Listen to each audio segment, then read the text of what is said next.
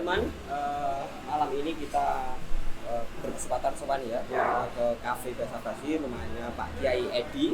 Ya, Pak Edi itu salah satu kiai yang cukup eksentrik, kiai muda yang punya Cafe Basa Basi yang punya banyak cabang. Dan malam hari ini kita akan ngobrol-ngobrol terkait bagaimana sih Pak Edi mengembangkan usahanya, proses-proses pribadinya begitu. Dan sekaligus juga bagaimana Pak Edi membuka ruang ini sebagai tidak hanya sebagai kafe, tetapi juga sebagai epicentrum pengetahuan dan spiritual tentunya. Dan saya pikir ini menarik untuk teman-teman semua, bagaimana kita selalu belajar untuk menciptakan satu ruang yang produktif untuk pengembangan anak-anak muda hari ini. Saksikan dan kita lihat nanti wawancara kita.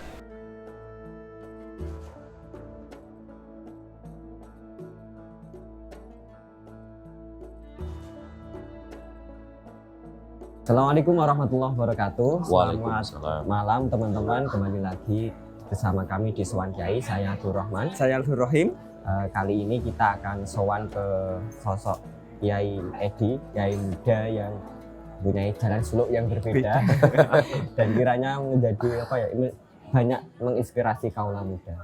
Assalamualaikum Pak. Waalaikumsalam warahmatullahi wabarakatuh. Teman-teman, kami Abdul Rahman. Saya Abdul Rahim. Pertama silaturahmi Pak Edi bersama teman-teman untuk bisa belajar dan mungkin mengambil banyak inspirasi ya ke Pak Edi soal banyak hal lah nanti ya, soal literasi, soal tasawuf, pengusaha itu seperti apa. Mungkin pertanyaan pertama apa ya? Begini Pak Edi, ini cukup menarik dan ini jadi pertanyaan saya selama ini gitu. Pak Edi ini kan terkenal juga sastrawan, akademisi, baru-baru ini juga jadi pengusaha begitu. Tapi yang pengusaha ini jadi unik karena setiap kafe Basa Basi ini berbeda dengan yang lainnya. Berbedanya karena ada ritual-ritual keagamaan, ada sholawatan, ada mujadahan gitu. Kira-kira itu apa? Motifnya apa Pak? Kok banyak orang ini jadi penasaran sebenarnya? Ya pertama terima kasih sowan silaturahimnya. Mugi-mugi tadi barokah panjenengan sami kula lagi sami ini gitu. Ya menjawab pertanyaan Durrahim.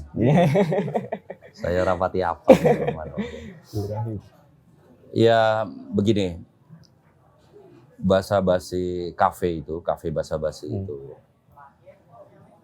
mulanya dulu itu lahir tidak dalam maksud berniat pure bisnis, enggak. Tahun 2017 kafe pertama Basa Basi ya Sorowajan ini itu berdiri di sini. Itu niat besar saya itu gini, saya pengen punya tempat sendiri kafe yang itu jadi tempat saya untuk bikin acara-acara. Itu. Jadi jauh sebelum itu saya memang sering bikin acara-acara terutama kesastraan Sebelum ada Cafe Basa Basi, saya juga punya waktu itu melatih anak-anak muda menulis, itu namanya Kampus Fiksi. Itu cukup lama, 3 tahun kalau nggak salah. Lalu juga bikin acara-acara bedah buku, mendatangkan sastrawan senior macam-macam. Ya selama ini lebih sering pakai tempat orang. Ya kafe orang, tempat gedung orang macam-macam lah. Saya ngebayangin kan audiennya acara-acara saya itu kan anak muda lah kalangan mahasiswa lah. Yang itu kayaknya paling klop kalau diletakkan di kafe. Ya walaupun orang itu memberi keleluasaan pada saya untuk bikin kafe, bikin acara di kafenya, bagaimanapun punya sendiri lebih enak. Alhamdulillah 2017 November itu berdiri di sini. Nah waktu itu langsung saya gas, saya datangkan banyak sastrawan yang besar Ada almarhum Pak Sapardi juga saya undang sini. Jokpin berapa kali, Eka Kurniawan dan banyak lagi gitu loh. Itu niat awalnya bikin kafe seperti itu. Terus setelah dilakoni setahun, kok ternyata secara bisnis lumayan gitu. Lumayan.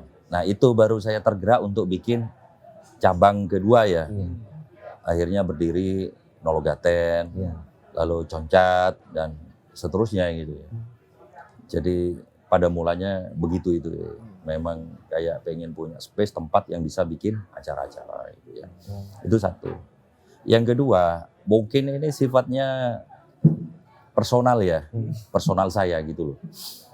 Saya ya sebagai orang dari sebutlah lingkungan tradisional Madura lagi, NU gitu ya, santren, ya otomatis lekat lah sama ritual-ritual khas ya seperti maulidan, apalagi ya mujahadah ya, barsanji, burdah ya, itu kan identik lekat lah dengan kultur seperti itu, kultur keagamaan seperti itu. Nah, ketika pertama itu ada kafe basa-basi Surawajan ini, saya ngajai Cak Kus ya, itu untuk yuk bikin rutinan di basa-basi. Akhirnya Cak Kus memilih untuk ngaji burdah. Jadi ngaji burdah itu udah dari tahun awal 2018, tiap malam Kamis sampai sekarang belum hatam ini. Iya, tapi insya Allah nggak lama lagi hatam, karena memang tiap pertemuan itu ibaratnya satu bait gitu, dan dijelaskan, dijabarkan oleh Cak Kus gitu. Ya lalu klop-klopannya burdah itu kan ya wajar lah, ada marhabanan gitu ya, atau mahalul qiyam itu toh. Itu lalu seiring waktu terus diadakan sehingga lalu menjadi ya bagian dari ya rutinitas lah. Terus seiring waktu juga lalu terhubung untuk ya bikin rutinan kayak maulidan, apalah macam-macam itu. Sampai maulidan itu dirayakan besar-besaran tiap hari gitu ya, mendatangkan tokoh-tokoh dan sebagainya. Otomatis lalu bidang yang saya bawa untuk beracara di basa-basi tidak melulu sastra. Lalu kemudian bertambah menjadi ya kayak ngajinya tasawuf ihya itu ya. Ya. Terus ya ada kajian ada Habib Ja'far, siapa-siapalah banyak lah ya. Ya itu. Nah, pernah ada orang bertanya begini, apakah ini bagian dari strategi bisnis gitu ya? Ya mungkin orang ada berpikir begitu, tapi begini, sesungguhnya ya setiap di kafe saya itu ada acara seperti itu, sepintas orang ngelihat pengunjungnya banyak, full, padat gitu ya. Tapi itu nggak berbanding lurus dengan omset loh. Iya, faktanya begitu. Tidak berbanding lurus dengan omset, karena pasti banyak orang yang ikut, misalnya nih pernah saya menghadirkan Habib Ja'far ya. Itu mungkin yang datang katakanlah 800 sampai 1000 orang, entahlah. Saking sesaknya ya. Itu kan nggak mungkin orang sebanyak itu lalu jajan semua, kan enggak toh. Toh juga dari pihak kafe juga tidak pernah memberikan kewajiban itu kepada orang-orang yang hadir itu. Pokoknya harus hadir-hadir aja lah. Jadi kalau pas lagi acara itu justru omsetnya cenderung turun loh. Iya, karena otomatis space kepake orang, kan gitu, tanpa jajan itu tadi. Iya toh. Tapi ya bagaimanapun tetap ada nilai ya publikasi lah ya. Bagi orang-orang yang mungkin belum tahu ada kafe basa-basi di sini. Mereka lalu mungkin hadir ngikuti acaranya Habib Ja'far misal, atau acaranya Gus Ulil dan yang lain-lain. Mereka lalu tahu bahwa ada kafe basa-basi yang mungkin saja di hari berikutnya atau minggu berikutnya, bulan berikutnya, mereka lalu datang untuk kafe nongkrong gitu ya sama teman-teman, itu aja. Itu. Jadi kalau pertanyaannya apa itu memang bagian daripada strategi bisnis, jawaban saya tidak. Karena memang saya tidak pernah menjadikan itu paket bisnis, tidak. Bahwa itu ada imbas publikasi, ya harus diakui ada. Seberapa hasilnya? Nggak pernah saya hitung. Mungkin lebih lanjut soal itu Pak. Saya juga penasaran soal bagaimana Pak Tri ini mampu memposisikan dua hal. Ini kan soal bisnis itu kan biasanya berkaitan sama laba. Satu sisi kegiatannya basa-basi ini cenderung nyah-nyoh gitu. Terbuka gitu. Betul. Saya pikir ini satu hal yang menarik gitu. Banyak orang cenderung bisnis kegiatan keagamaan yang berbeda. Pak Ya, bisa menggabungkan dua hal itu dan sepertinya nggak tambah surut tapi semakin berkembang itu tambah mengubir. Kayak gimana itu Pak? Iya. Ya alhamdulillah ya. Gini, sebenarnya saya kira bikin kafe itu bukan hal yang mudah loh. Iya. Satu jelas bermodal tinggi. Iya. Modalnya itu besar kafe itu. Sehingga wajar kalau tidak semua orang lalu bisa terjun bikin kafe kan begitu ya. Nah, setelah kafe pun berdiri, PR berikutnya kan gimana caranya supaya kafe itu dikunjungi orang dan ramai gitu ya, sehingga lalu muncul profit kan gitu. Harapannya begitu. Seluruh mata rantai ini bukan hal mudah loh. Penuh perjuangan, penuh dedikasi, penuh pengembangan pengalaman dan tentu saja modal ya pasti ya. Nah, itu menjadi salah satu alasan saya ya mengapa sampai saat ini dan insya Allah ke depan saya itu tidak pernah membuka pintu bagi siapapun untuk misalnya invest modal di kafe saya. Nggak ada. Kenapa Pak itu? Nah, alasannya sederhana. Orang itu frekuensi pikirannya pasti tidak sama. Yes. Contoh begini. Saya bikin acara di Basa-Basi sini katakanlah sebulan 2 kali. Katakanlah itu butuh biaya, butuh uang.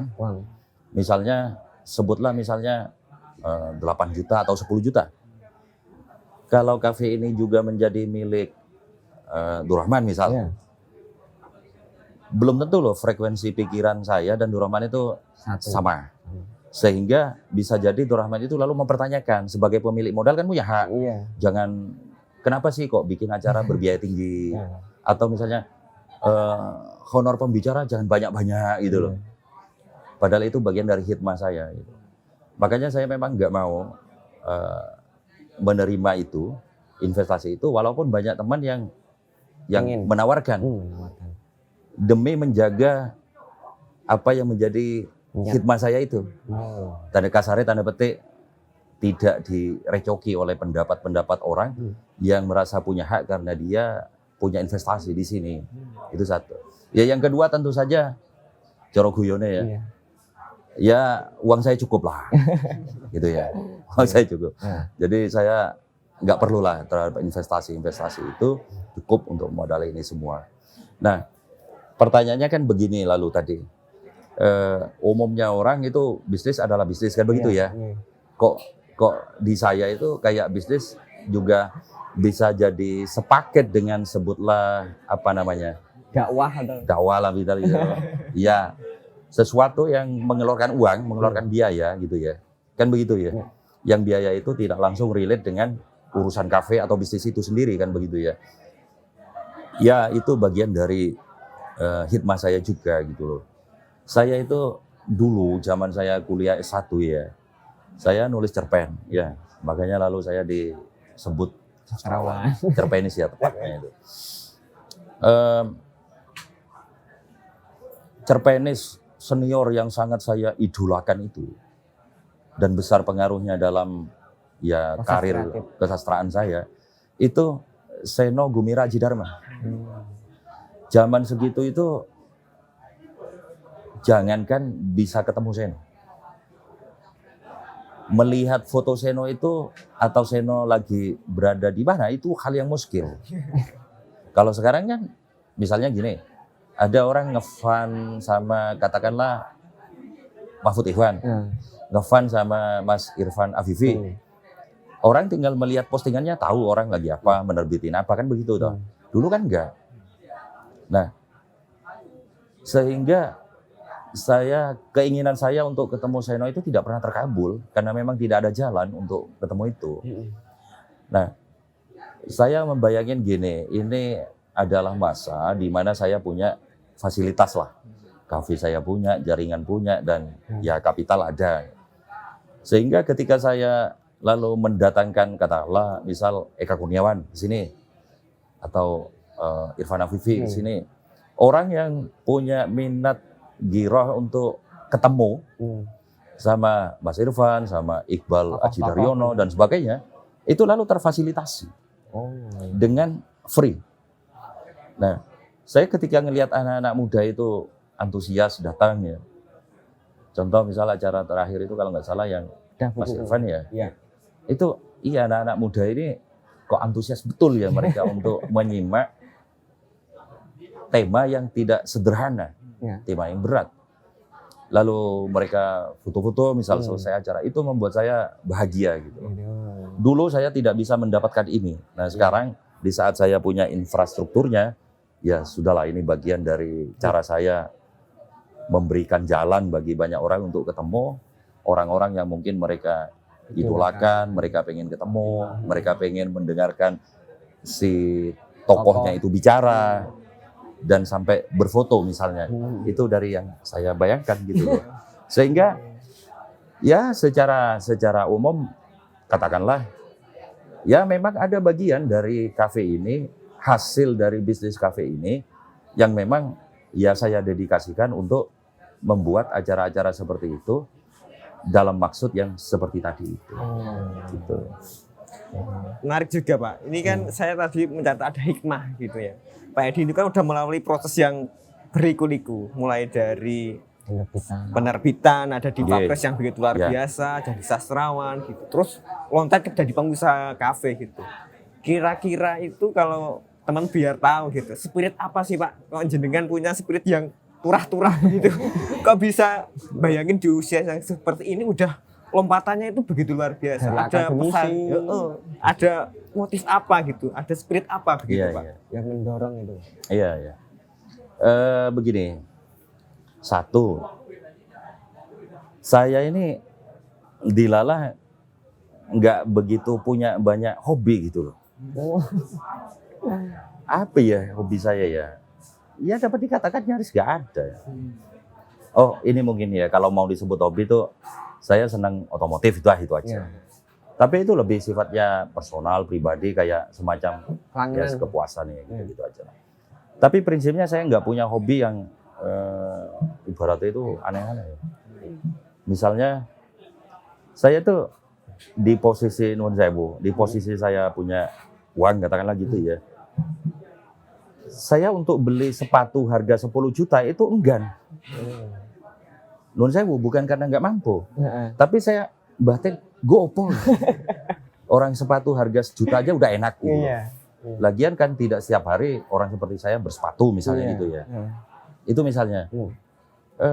Dan ini di seluruh hal gitu. Ya itu satu ya. Sehingga dapat dikatakan saya tidak terlalu banyak mengeluarkan uang untuk hal-hal yang sifatnya artifisial seperti itu, gitu. Coro kasar itu hasil bisnis saya ibaratnya relatif lebih mudah ngumpul, gitu ya. Itu satu. Terus yang kedua, wallahu alam ya, saya itu dari dulu kok perasaan dirubungi bocah-bocah ra jelas itu, anak-anak muda gitu loh. Win ya Pak? Iya, mayoritas gitu. Saya sama nih. Kok saya selalu silih berganti secara regenerasi gitu ya. Habis ini datang ini yang mereka ya sebutlah begini. Mereka itu orang yang harus saya ulurkan tangan, orang yang harus saya ajak bicara, saya beri tempat dan sebagainya. Gitu. Yang diantaranya itu bisa terakomodir dengan sangat signifikan sejak adanya kafe. Kafe ini kan bisnis yang padat karya, banyak orang, gitu. Sehingga ketika saya buka satu kafe kayak gini misalnya, itu paling enggak butuh orang bisa sampai ya mau katakanlah 13, 15, 16, bahkan kafe ini kalau nggak salah sampai 18 orang. Nah, orang-orang murah jelas ini loh. Lalu bisa punya tempat di sini, gitu. Baik secara bertempat tinggal ataupun ya sanggung finansial, makan misal gitu. Termasuk sampai ke posisi harus bayar UKT apa macam-macam gitu loh. Kan umumnya anak-anak muda perantau yang Nahdiyin lagi ya. Itu kan dari duit. Iya. Umum toh Faktanya gitu, faktanya. Iya. Nah, mesti pikiran berat mereka itu dua. Misalnya ada orang Madura dari Pucuk pengen ke Jogja, orang tuanya nggak punya uang. Itu berat di kepalanya pasti ini pikirannya. Satu, di mana bertempat tinggal. Yang kedua, makannya gimana. Kan begitu.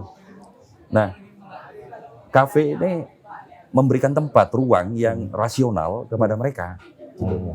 Saya kan nggak mungkin misalnya, lalu, ayo siapa yang mau nginep di rumah saya, tinggal. Tiap hari makan gratis, kan nggak mungkin. Nah, maka tadi ada bahasa rasional. Di kafe saya, anak-anak itu kan digaji tuh. Selain digaji, di setiap kafe saya itu disediakan mes. Bahkan di pondok saya di Al Mustafa itu kan juga bisa dipakai siapapun yang mau nempati kan gitu. Gratis. Jadi perkara di mana tinggal udah selesai. Yang kedua, perkara maem gimana? Nah, di kafe saya itu karyawan yang kerja di sini semuanya makan gratis. Bukan hanya 1 kali. 3 kali. Sak karepe. Jadi kalau sehari semalam makan 2 kali boleh, makan 3 kali oke. Sehingga urusan mereka yang 2 besar tadi itu yang berat itu selesai. Tugas mereka ibaratnya piye carane daftar UIN keterima, UKT murah. Bahkan kalau ketok larang ya banding segala kan gitu. Ya ta? Lalu bayar kan gitu.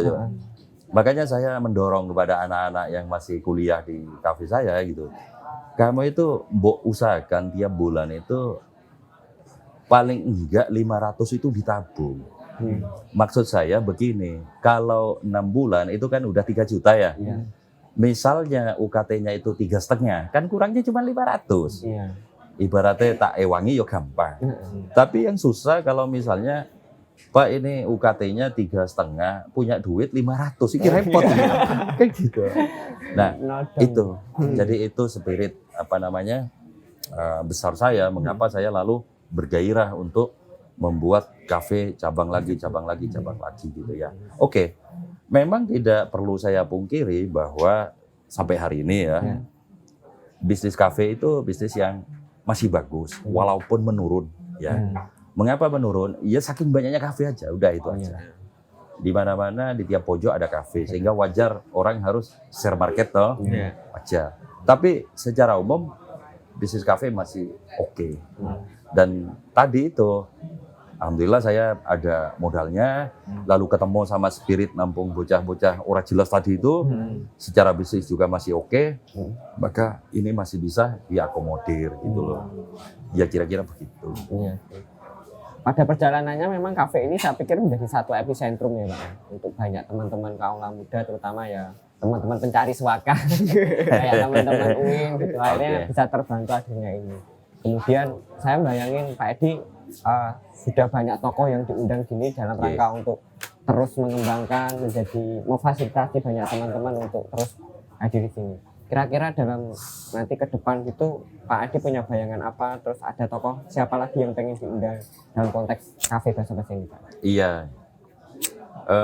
saya punya cita-cita.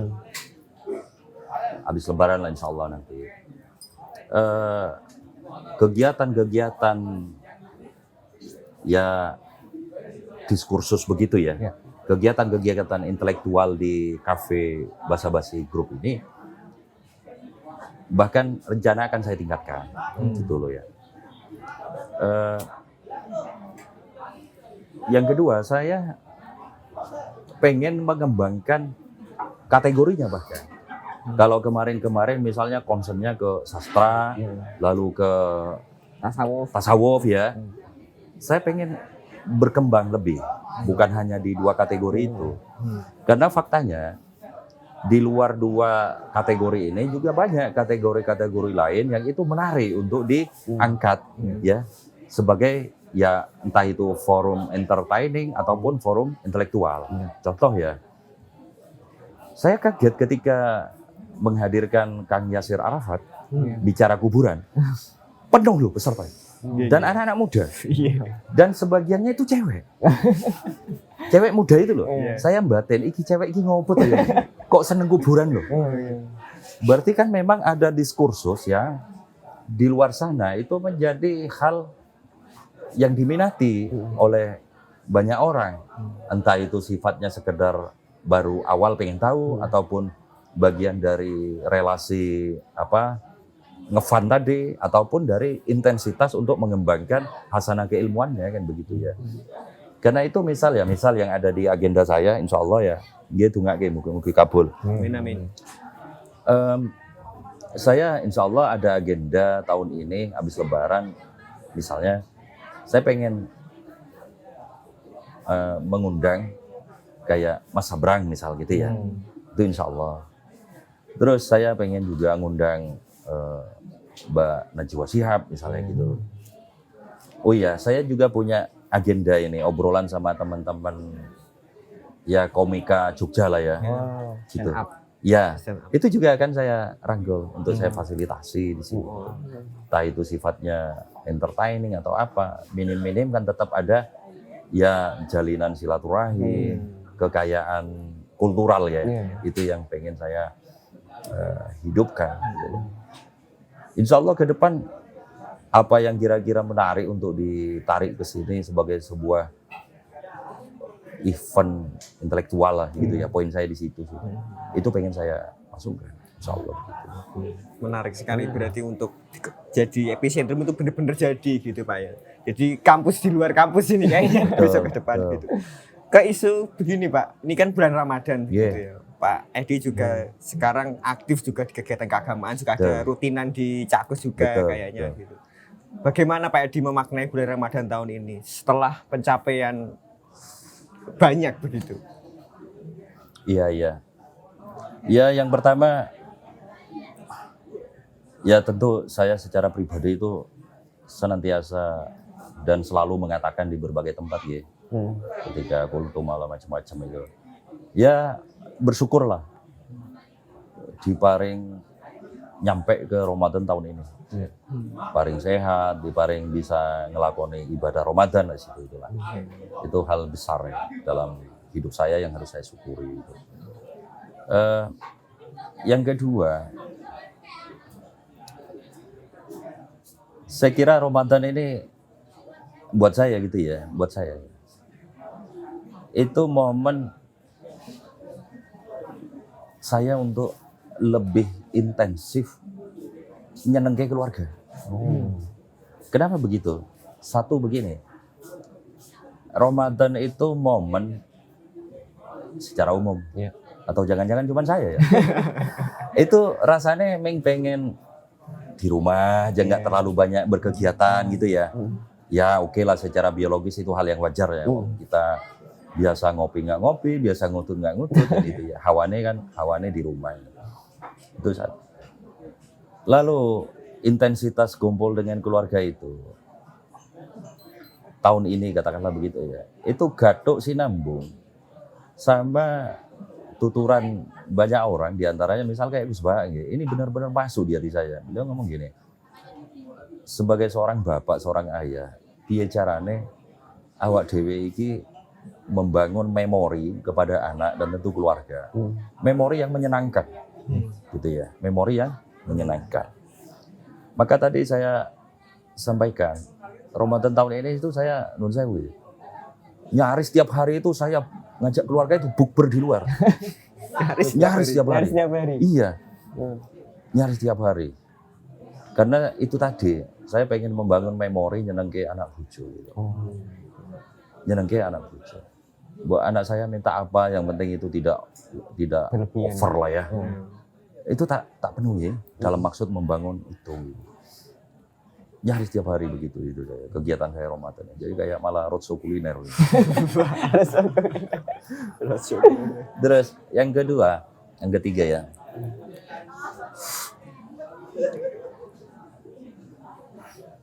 Saya secara pribadi itu ini kalau boleh saya ceritakan. Ini secara ilmu manusia lah sebutlah gitu. Saya secara pribadi itu kok optimis banget insya Allah masuk surga itu. Kenapa itu Pak? Kenapa ya Kak? Begitu Pak. Karena begini, saya semakin nyelami hasanah Islam itu ya, baik Al-Quran utamanya ya. Iya. Ya hasanah Islam.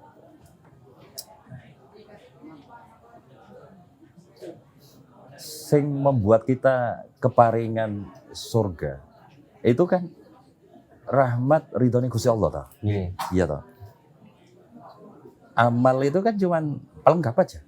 Atau sebutlah ya kewajiban syariat lah. Kan gitu toh. Logika ini kan masyhur betul. Sampean dari umur 15 tahun balik tidak pernah maksiat sampai umur 70 tahun mati. Berarti ada masa 55 tahun sampean itu dengan kekuatan amal itu seyogyanya logisnya itu masuk surga. Tapi apa jenengan hanya pengen masuk surga 55 tahun? Kan enggak. Maka wajar kalau kemudian yang bakal paring selamete awak dhewe nanti di sisi Allah itu hanya murni ridho, fadl, ya barokah Gusti Allah. Nah, urusan dengan Gusti Allah itu gampang.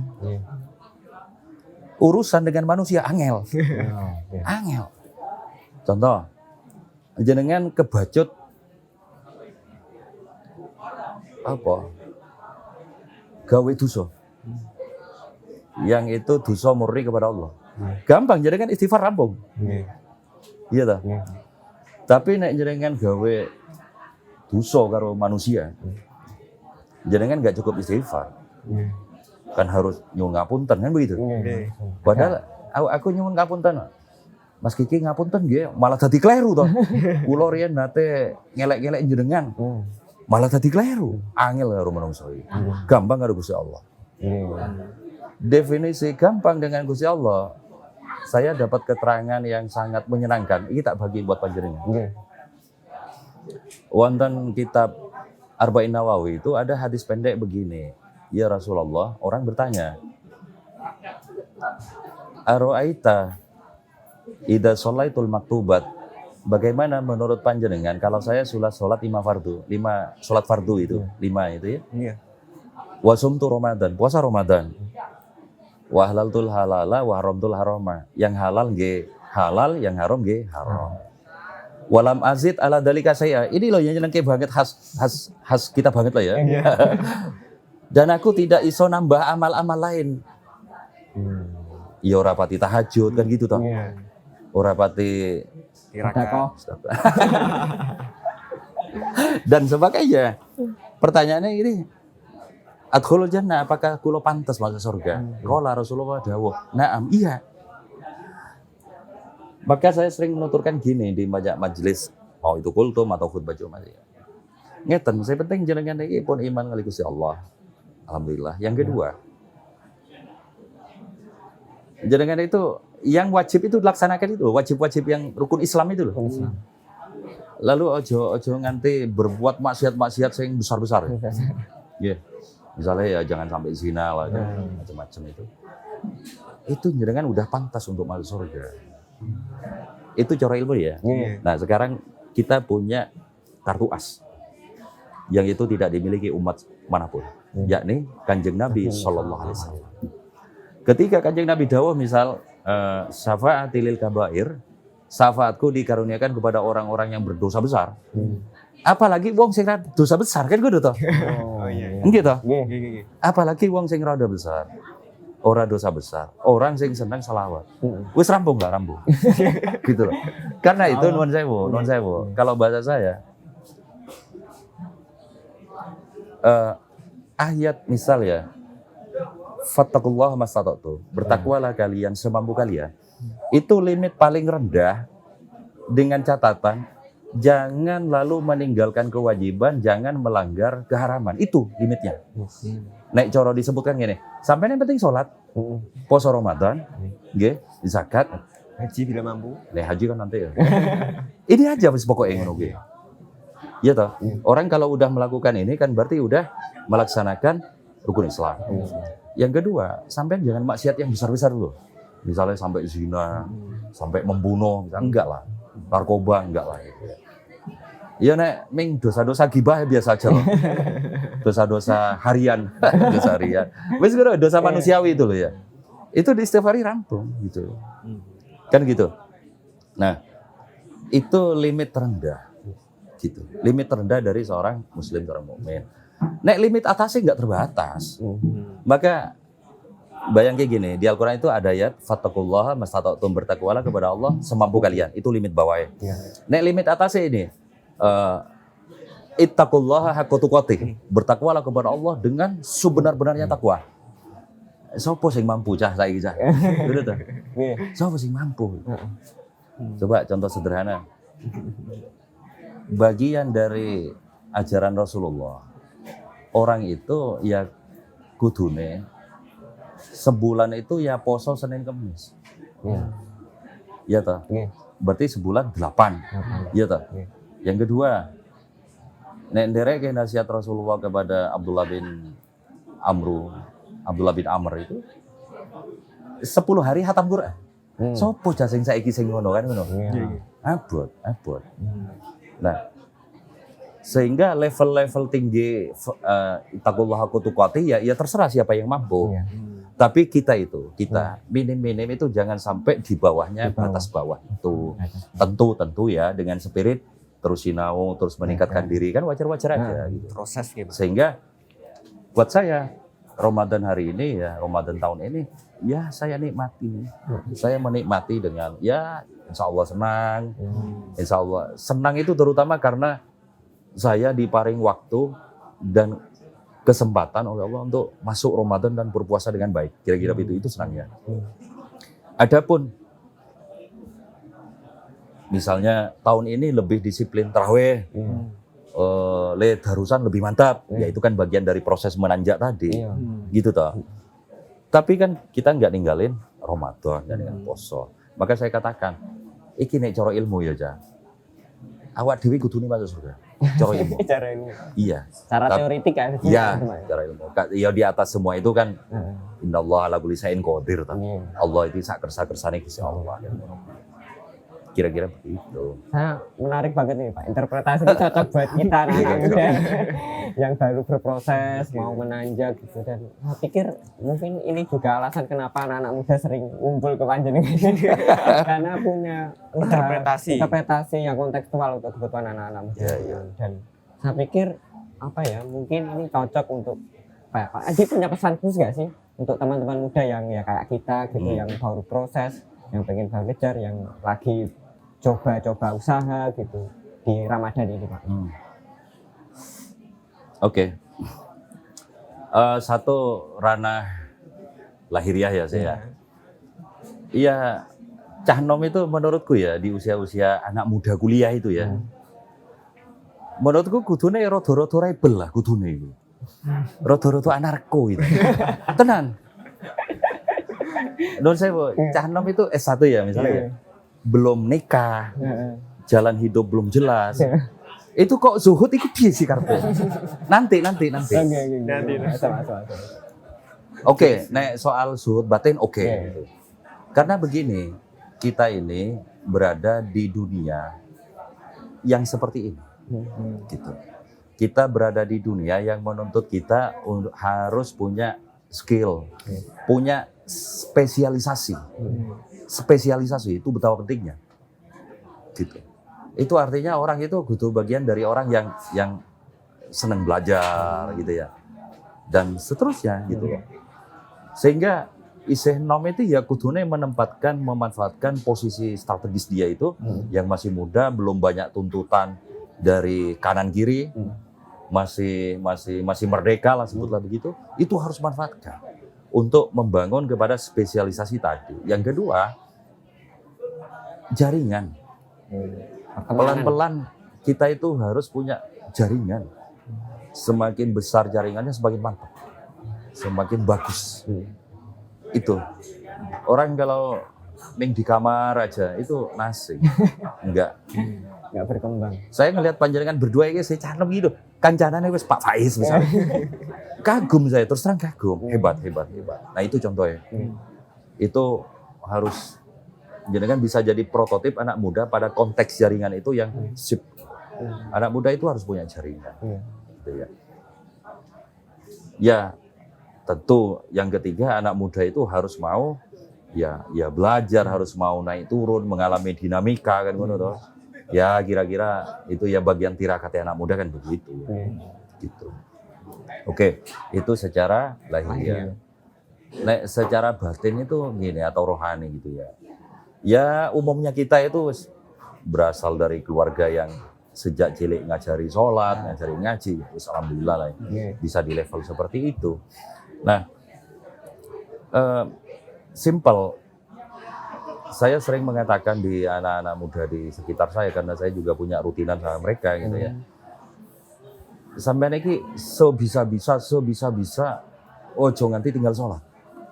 Bahasa saya begitu. Karena itu pokoknya pokok. Bahkan umpama bablas sholat, itu kan Gusti Allah menjadikan fitur qada'an toh. Kan begitu. Jangan lalu ngeblong tidak sholat. Umpama di sebelahnya itu masih agak nakal, masih agak gimana, ya sudahlah anak muda kan ngono gitu. Bahwa itu salah, bahwa itu keliru, misalnya ya salah keliru, tidak akan mengubah apapun. Tapi namanya anak muda kan banyak belajar dari pengalaman-pengalaman salah keliru itu seperti tadi itu. Tapi jiwa yang merasa terikat dengan sholat itu harus dirawat, harus dirawat. Sehingga pelan demi pelan dimanapun dia berada dia akan punya ikatan dengan sholat. Gitu ya. Nah, orang itu kan, ini cara spiritual ya. Orang itu semestinya punya tali yang menghubungkan dia dengan Allah. Satu aja. Misalnya ya. Tali ini harus dijaga dan dirawat. Gitu. Dan tali terbaik ya sholat itu. Tali terbaik sholat itu. Orang kalau saya bahkan pernah membayangkan begini atau menyampaikan begini. Ini misalnya ada orang, orang pacaran. Lalu pacarannya over lah. Bahwa itu salah, bahwa itu dosa, udah.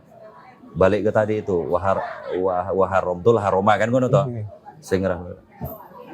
Tapi selama orang ini masih mau jaga sholat, reboundnya itu besar betul.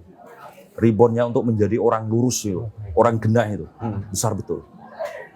Tapi orang ngeblong sholat, itu resikonya besar sekali. Saya tidak bermaksud mengatakan bahwa Gusti Allah pasti mengenek, ya enggak. Gusti Allah tetap Gusti Allah kan gitu kan. Iya, tetap begitu. Itu tetap posisi agungnya Gusti Allah begitu. Tapi nek cara ilmunya begitu.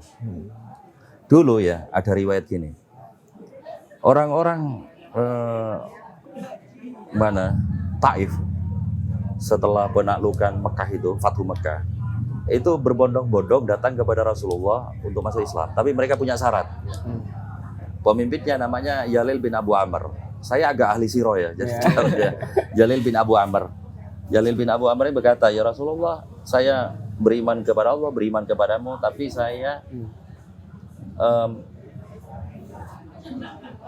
tidak akan membayar zakat dan juga tidak akan puasa. Rasulullah mengatakan, ya silakan. Diiyakan loh itu. Ini Abu Jalil ngomong lagi, ya Rasulullah, kami juga tidak akan sholat. Rasulullah menjawab begini bab sholat ini. Sungguh tidak ada kebaikan dalam agama bagi orang yang tidak sholat. Rasulullah cuma jawab begitu. Rasulullah tidak mengatakan kamu kalau begitu masuk neraka, kamu kalau begitu sesat, tidak. Rasulullah hanya bersabda begitu. Jadi perhatikan, sholat itu diperlakukan spesial betul oleh Rasulullah di hadapan puasa dan zakat. Tapi non sewu, dalil ini jangan dipakai dalil lalu tidak puasa kan begitu, enggak gitu. Harus dilihat konteksnya secara utuh ya. Lalu orang ini pun pergi pulang ya. Sahabat protes, ya Rasulullah, mengapa engkau membolehkan mereka itu tidak puasa dan tidak zakat? Jawaban Rasulullah keren. Kalau takwa mereka bertambah, mereka akan melaksanakan semua itu. Nah gitu. Tapi Rasulullah memberi clue kunci kunci kepada sholat. Makanya nek coro ekstrim harus dikatakan, jika di luar sana ada orang yang masih berjibaku dengan nuwun sewu maksiat, pesanku tetap jaga sholatmu. Ini bukan berarti aku membenarkan maksiatnya ya. Tetap haramtul haroma ya. Tapi pesan tertingginya itu adalah jaga sholat. Karena itu bagaikan tali yang menghubungkan kita dengan Allah. Kita di sisi lain talinya pedot-pedot kayak gitu. Tapi kita masih punya tali yang menghubungkan Allah. Yang kedua, tali inilah yang insya Allah nanti akan menarik dia untuk kembali ke track yang semestinya. Gitu. Ya, seperti itu. Luar biasa. Mungkin terakhir Pak, ini kan tadi soal yang lahir maupun yang saya lebih teknis ya Pak. Mungkin juga untuk teman-teman muda, terutama untuk saya pribadi gitu. Ada nggak sih Pak untuk sebagai Pak Edi kan jurnal pengusaha yang cukup mapan.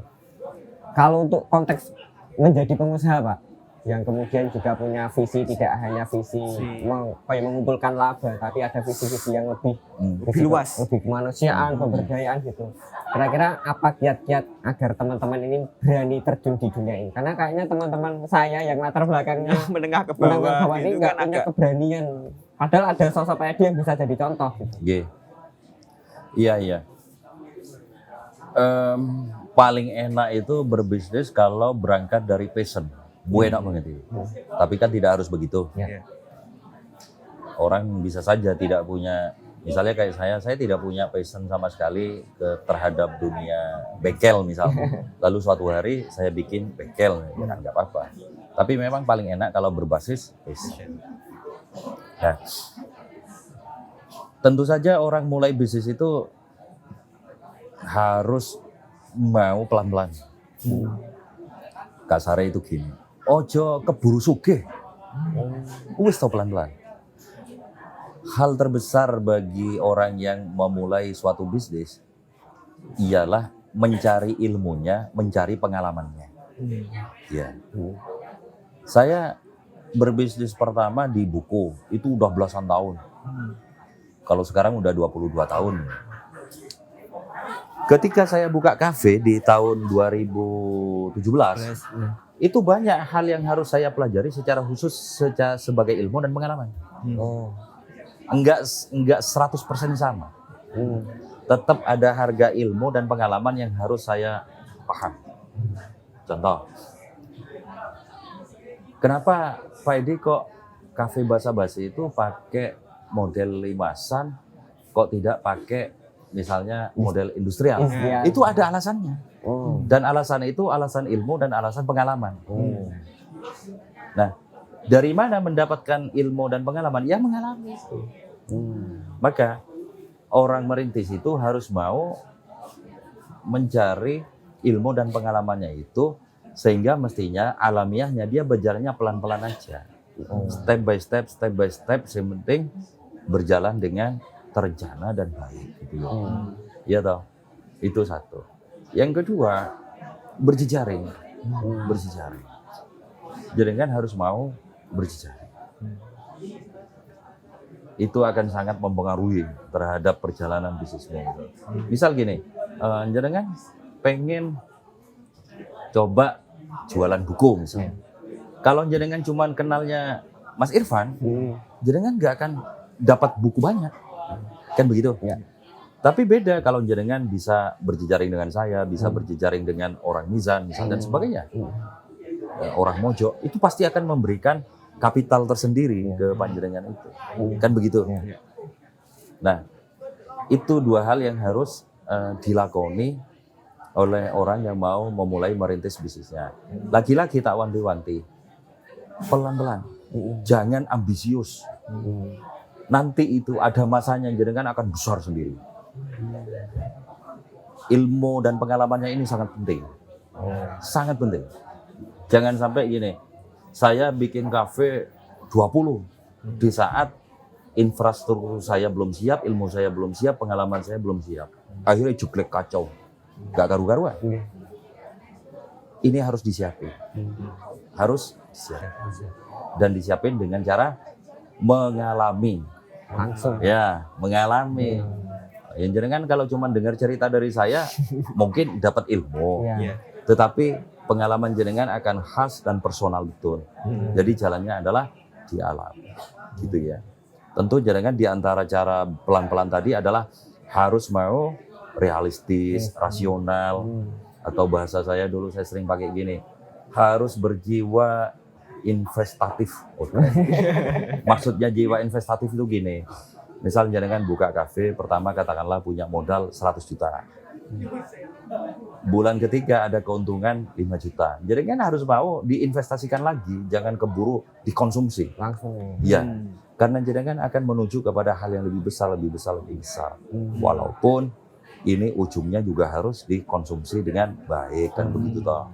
Kita juga kerja terus bikin kafe, terus kapan menikmatinya kan juga harus di anu lah. Tahu batas gitu. Betul, harus ada wayai kita menikmati.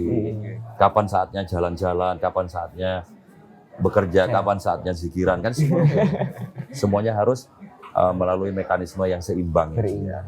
Gitu. Terus yang kedua terkait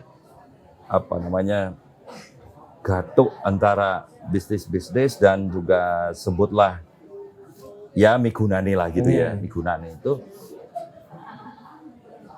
dulu itu saya punya cerita gini. Saya punya teman namanya Gus Afnan, orang Salatiga.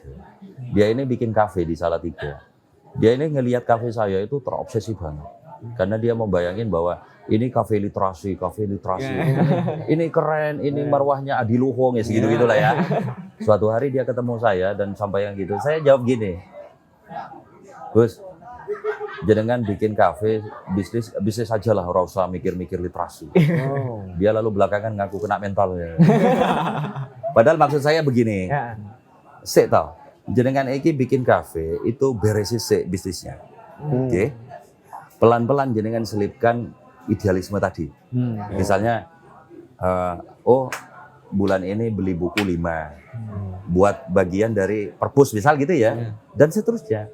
Jangan kok lalu dari awal buka pengen literasi, lalu literasi, habis duitmu di literasi.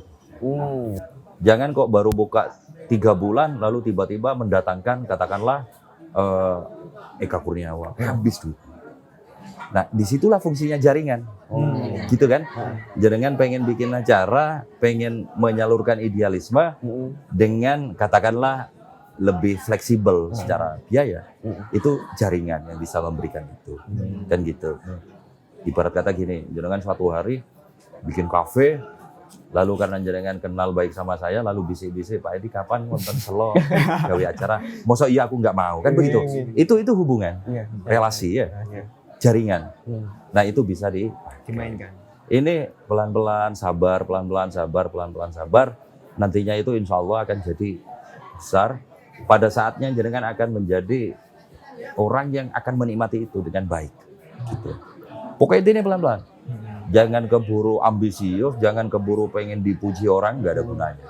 Nggak ada gunanya. Kira-kira itu sih. Luar biasa ya. Banyak pengalaman dari banyak mulai cerita. banyak cerita gitu, dan saya merasa banyak pelajaran nih Pak, karena banyak hal yang disampaikan Bapak itu juga dunia yang saat ini saya geluti, gitu saya ya? mulai gitu, dan semoga ini menjadi hikmah untuk saya pribadi dan teman-teman ya, terutama teman-teman pemirsa di Sowan Kiai. Kita nggak salah, malam ini edisi terakhir dan insya Allah akan menjadi penutup ya dari edisi Sowan Kiai tahun ini.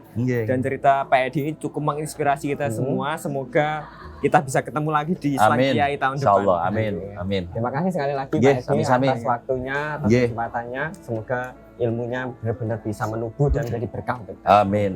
Itu teman-teman, demikian wawancara saya dengan Pak Kiai Edi. Semoga benar-benar bisa menilai manfaat untuk kita. Ya.